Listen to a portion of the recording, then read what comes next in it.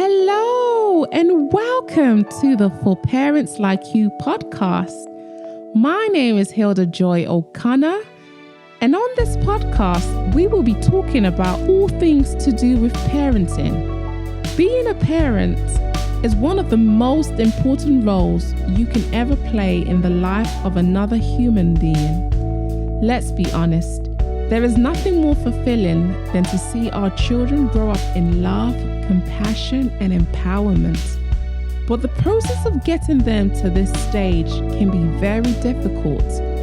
On this podcast, we will be discussing ways of how to equip parents like you and me to become more effective and purpose-driven. Thank you so much for joining me as we dive into today's episode.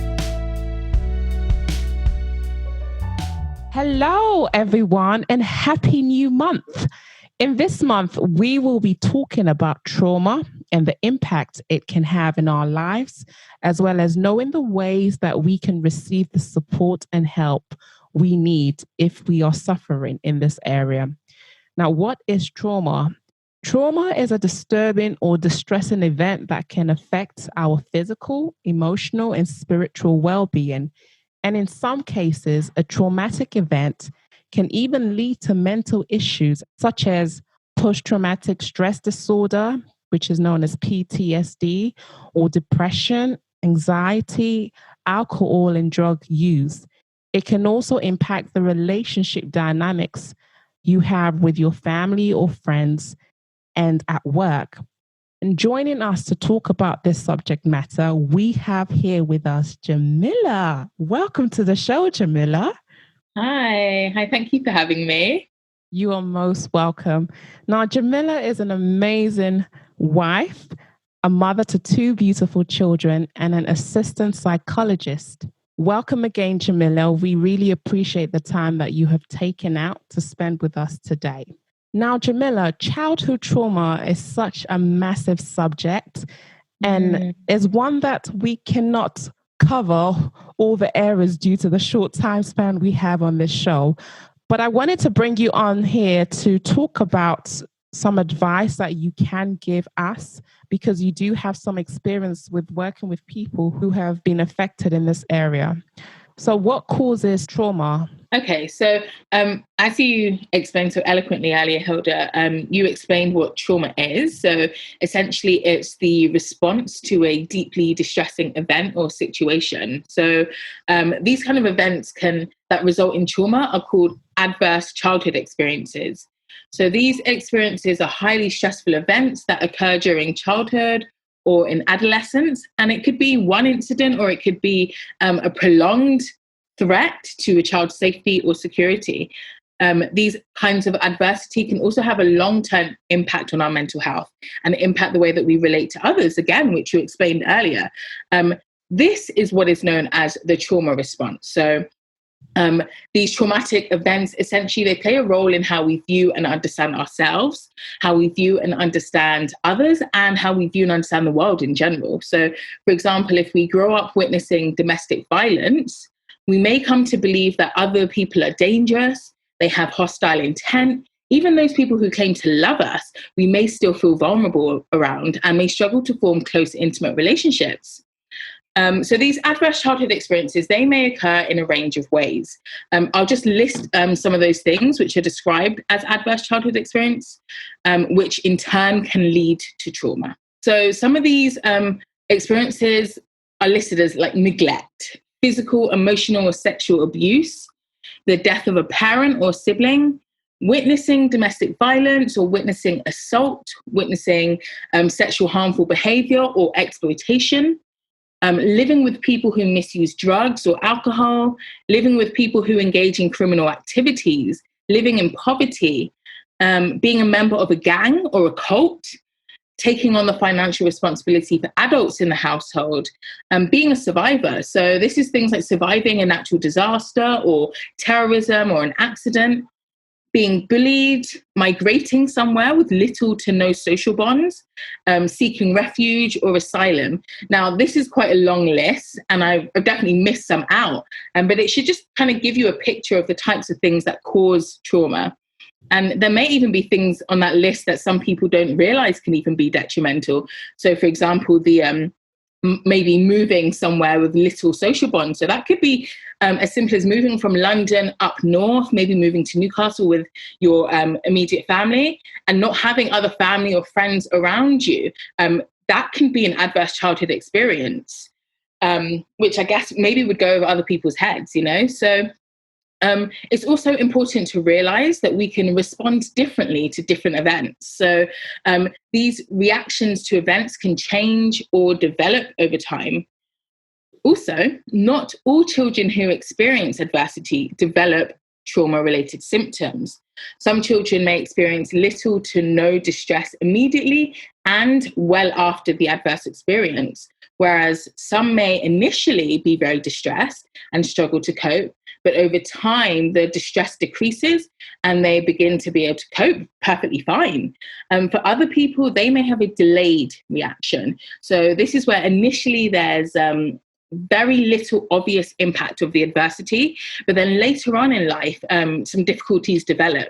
And then finally, some people, they'll experience enduring difficulties. So they experience distress during, soon after, and long after the adversity. It really just varies person to person. Okay. So hopefully that's given you a little bit of insight into what trauma is and how it's caused. Yeah. So how common is childhood trauma? Good question. Before I answer, I'd be quite curious to know what your guess is. How common do you think childhood trauma is? I would say very common. Very common. Okay, cool. Yeah, so I think generally there's quite a lot of misconception about trauma. So some people think that we've all experienced trauma in one way or another, and that it's just a part of life. And then some people think that trauma is a very rare occurrence. So you've gone quite common, so somewhere in the middle, I'd say. And yeah, so current evidence shows that almost half of all adults living in the UK have experienced at least one form of adversity in their childhood or adolescence. Which on the flip side, I guess, shows that just over half of all adults living in the UK have not experienced any adversity in childhood. So the actual statistics from this study in England show that 52% of adults experienced no adverse childhood experiences. 23% experienced one adverse childhood experience, 16% experienced 2 to 3, and 9% experienced 4 or more. So I guess the lesser side of the population have experienced more trauma, but there's about half of the population has experienced some form of trauma.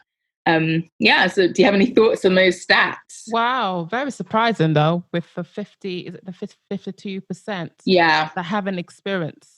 Yes, 52% have not experienced any form of adverse experience. And again, also, we were saying earlier how not all people who experience adverse childhood experiences go on to develop mental health problems or trauma.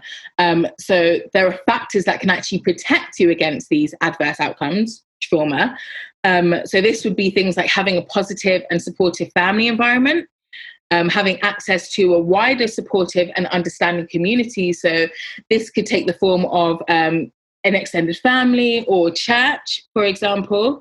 After an adverse experience occurs, receiving compassionate and supportive responses from families and professionals does play a role in how we respond to the traumatic event. So we know that if trauma is accepted as real, if the experience is validated, and if the expressions of the thoughts and feelings surrounding the trauma is supported, then the trauma can be processed in a very healthy way.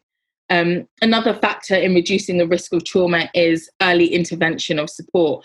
So this may take the form of therapy or safeguarding. So just really quickly taking the child out of the dangerous situation or removing the harm from the child, or if there's something that you cannot protect the child against exactly, giving them space to process these, so in the form of counselling or therapy. What would you say would be the most common childhood trauma that you have come across or have experienced with regards to your work? Yeah, so in terms of my line of work, I'd say probably the thing that I see the most is either neglect or physical and sexual abuse. unfortunately. And these things, it's quite consistent with maybe living with parents who misuse substances, alcohol, drugs, and also living with parents who may have a mental health issue that is not being adequately treated, or they're not gaining the right support for. So just being in that kind of environment can be really quite traumatizing for a child. They grow up to later on have various issues. Can I just add, actually, that I think it's worth highlighting that everyone will go through varying levels of hardship. This is the normal developmental process. It's just a part of normal life. Not all experiences that are disruptive or difficult are deemed adverse childhood experiences, nor should they result in trauma. So these kind of appropriate challenges or difficulties are really how we develop our coping skills and how we build resilience. Okay. So would you say that trauma is a mental health issue? Okay, great question. So trauma in and of itself is not a mental health condition, but adverse experiences and trauma in childhood does significantly impact mental health. So experiencing those things increases the risk of mental ill health, and it also increases the risk of developing physical illness. Roughly 1 in 3 adult mental health conditions relate directly to adverse childhood experiences. So we can really see how strong the links are between trauma and developing a mental illness. There is a mental health condition which is called PTSD, which you touched on earlier as well, post-traumatic stress disorder. And this is an anxiety disorder which results from a traumatic experience or situation. So symptoms of this are things like experiencing flashbacks or nightmares, physical sensations, insomnia, irritability, to name quite a few. And in children, this is likely to present as frequent challenging behavior, avoiding things or places related to the traumatic situation or event. So they may avoid going to certain places, or they don't want to go to certain people's houses. And perhaps even reenacting the event again through play. So this can take the form of them reenacting trauma through their dolls or action figures, or in their make-believe stories and role play, that kind of thing. So with a child suffering with this, what treatment can they be given in order to overcome this? So therapy probably is going to be my number one choice or suggestion. Obviously, as a psychologist, I'm a real believer and advocate for therapy. It's the place where you have professional trained mental health professionals who are trauma informed and can work in a trauma sensitive way to help this child process and overcome the adverse experiences. So there's different forms of therapy that a therapist will engage in with a child. Okay. Mm-hmm. And how can people seek the help and support they need if they do suspect that they have or know someone who has a mental condition? Okay, so firstly, if you're supporting someone with a mental health challenge or condition, I'd say just try to be supportive, try to be patient, non-judgmental, genuinely listen to them. Spend time doing fun things together, and also educate yourself about the symptoms, the effects, and the treatment options. Because if you've got some kind of understanding of what they're going through, you'll be able to support them better. Also, I think it's really important that you're taking care of yourself when supporting somebody with a mental health condition, because it's quite some heavy stuff to go through when you're supporting them. So make sure that you're being well supported and well looked after yourself. If you yourself are going through mental health crisis, then of course you can access your GP, you can seek therapy. There are peer support groups, there are networks out there, maybe such as the National Survivor User Network, Samaritans. Yeah, there's quite a range of support network out there if you research and Google. So thank you for definitely. that. My last question would be, how can we as parents help to improve our own as well as our children's well-being in order to help them to avoid having to go through this traumatic events in their life that could impact their well-being. Yeah. So a child and a parent's mental health and their mental well-being, really, they intertwine. So me as a mother, if I'm unhappy or if I'm in crisis, it's going to affect my child's well-being and vice versa. So it's really important that as parents, we're mindful of our own emotional and mental states and seek support when need be. Also ensuring that we have time for ourselves as individuals, time to recuperate after tough times, and making sure that our physical and emotional needs are taken care of. And this can be by eating healthily, exercising, getting adequate sleep, spending time with friends, etc., etc. As a parent, we may have had our own share of adverse childhood experiences, and these may or may not have been dealt with. So it's very possible for our own trauma reactions to show up in our parenting, and this can manifest in many ways. So, for example, you may struggle to show warmth to your children or struggle to form healthy attachments to them. You may worry a lot or be anxious. You may even expect them to be rational or well-behaved all the time, and when they're not, you become very upset or angry, or act in ways that are extreme. And these are all things that we need to deal with and process, really. Like I said earlier, I'm an advocate of therapy. I believe it's a great place to work through trauma and issues, simply because if we can work through these things, it's less likely to impact our parenting and our children in a negative way.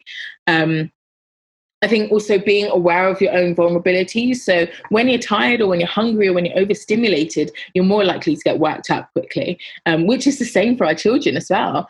So recognize your triggers. If your child's behaving in a way that's triggering for you, it can become very easy to escalate the situation for yourself and your child, which is just unhelpful for everyone involved. So at these points, try things like deep breathing, stepping away if you're able to, grounding techniques, and depersonalizing your child's behavior. So not making it personal about your child or yourself. So I'll give you an example.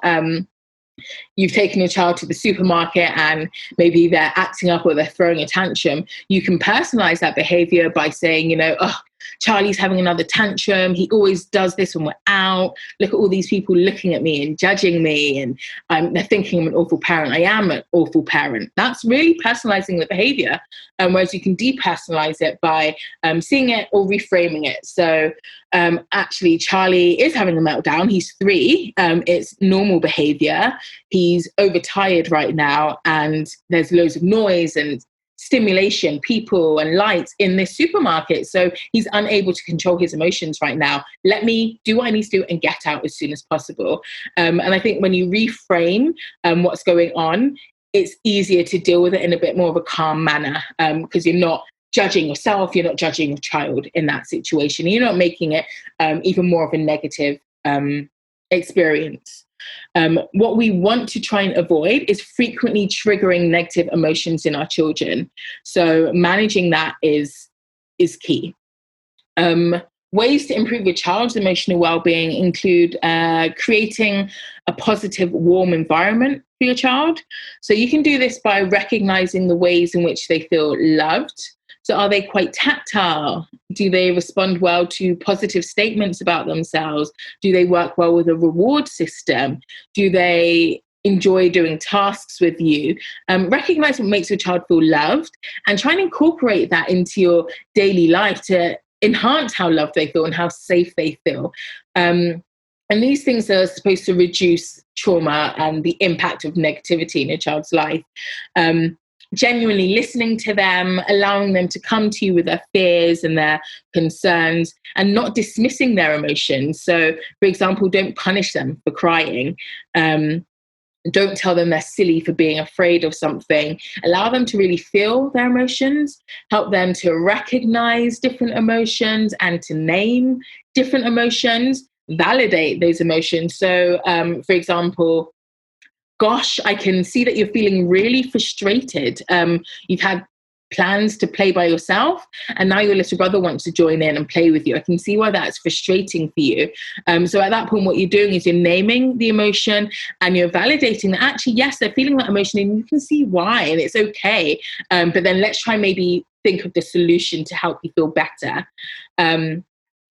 which comes in by teaching them problem skills. So they can learn how to deal with big or strong emotions.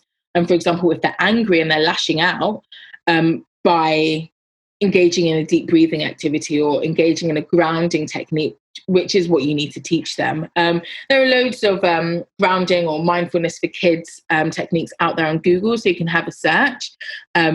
These techniques really help us to regulate our emotions, which is a great skill for your child to have. One of my favorite ones is 5 things that you can see, 4 things that you can touch, 3 things that you can hear, 2 things that you can smell, 1 thing that you can taste. And that really just brings your child back to where they are, helping them to see that they're present and they're safe and they're, recognize their surroundings. And that's a good way to try and maybe calm them and bring them out of a negative situation. Finally, I'd like to add that if your child or you are frequently distressed or you're experiencing thoughts or emotions that impact on your daily functioning, please do seek professional help. There's no shame in that at all. Your GP is there. There are many agencies which can support adults, children, and families with the types of things that we've discussed today. So there is definitely support out there, and please do reach out for it if need be. That's good. Thank you so much for the advice that you've shared with us. Really appreciate it. How can people connect with you, Jamilah, if they do want to speak to you more about this subject area? Yeah, okay. So I am on Twitter at Jamilah Musah 1, and I'm on Instagram at IamJam1. So yeah, I'm also on LinkedIn by Jamilah Musah. So feel free to connect with me on any of those platforms. Thank you for listening. I hope that you were encouraged. Please do share this with your friends or family, and do come back for next week's episode. Bye for now.